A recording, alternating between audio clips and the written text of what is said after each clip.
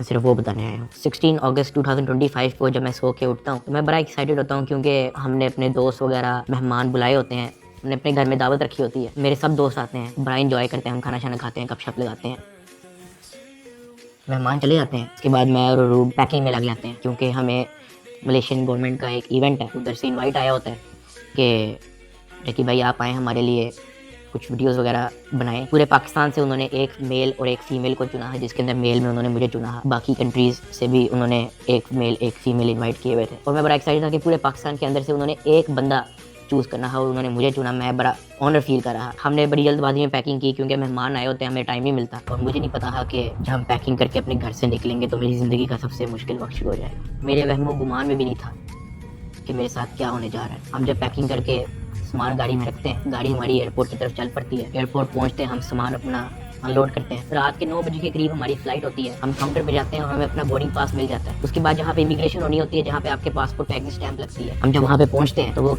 मेरे से पूछते हैं कि आप पे कोई FIR तो नहीं है। मैंने कहा नहीं। कहता आपका साइबर क्राइम में कोई इशू है क्या? मैंने कहा नहीं। कहते आप हमारे साथ आ जाए। मैं और रूब एक दूसरे की तरफ देखते हैं कि ये क्या हो गया। हम किसी को ऑन टाइम ज़्यादा इन्फॉर्म ही नहीं कर पाते हैं। मैंने ज़िया को सिर्फ मैसेज कर दिया है कि ये इस तरह से इशू हो गया, तो शायद हम फ्लाई ना कर पाएँ, तो आप प्लीज़ गाड़ी जो है वो एयरपोर्ट ले आओ और हमें यहाँ से पिक कर लो। हमें लगा कि शायद हमें बस सिर्फ फ्लाई नहीं करने देंगे और हम घर जा सकेंगे। 5-10 मिनट के बाद इमिग्रेशन वाले हमसे हमारे मोबाइल ले लेते हैं, कहते हैं कि इसको एयरप्लेन मोड पे लगा दें, और अरूब की तरफ वो इशारा करते हैं कि अगर आप जाना चाह रही हैं मलेशिया तो आप जा सकते हैं। अरूब ने कहा नहीं, अगर साथ मेरे साथ जा रहा है तो मैं चले जाती हूँ, वरना मैं इधर ही ठीक हूँ।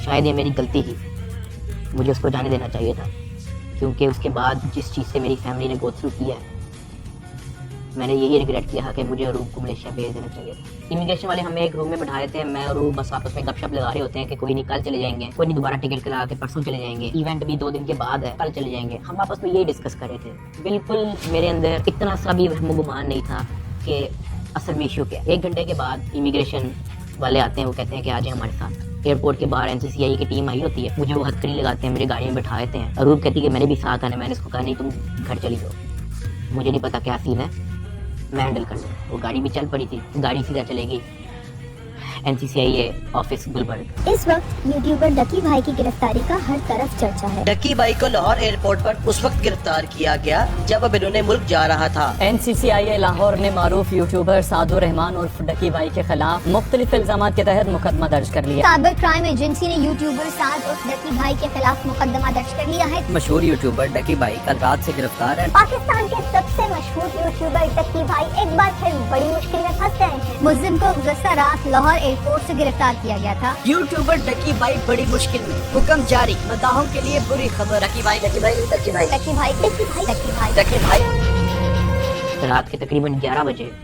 हम NCCI ऑफिस पहुंच जाते हैं। हथकड़ी मुझे लगी हुई थी, मुझे ऊपर एक रूम में लेके गए। जब मैं NCCI के ऑफिस पहुंचता हूं तो वहाँ पे 6-7 ऑफिसर्स बैठे होते हैं। मेरी हथकड़ी वो खोल देते हैं, मुझे एक कुर्सी पे बिठा देते हैं और मेरी इंटरोगेशन शुरू हो जाती है। वहाँ पे मेरे से क्वेश्चन करते हैं एप्लीकेशंस के प्रमोशन के बारे में। वहाँ पे मुझे पहली बार आइडिया होता है कि मेरा इस इशू पे मुझे एयरपोर्ट पे रोका गया। खैर मेरे से वो जो सवाल करते गए मैं उनको बताता गया। मेरे पास 3 मोबाइल थे, मैंने तीनों मोबाइल के पासवर्ड उनको दिए। उन्होंने मेरे से मेरे Gmail अकाउंट के पासवर्ड पूछे, मैंने वो भी उनको ऑन द स्पॉट दिए। उन्होंने मेरे से मेरे लैपटॉप का पासवर्ड पूछा, मैंने उनको ऑन द स्पॉट दिया। ऐसा भी नहीं कि मैंने उनको कोई बहाना लगाया हो कि मैं पासवर्ड भूल गया हूँ।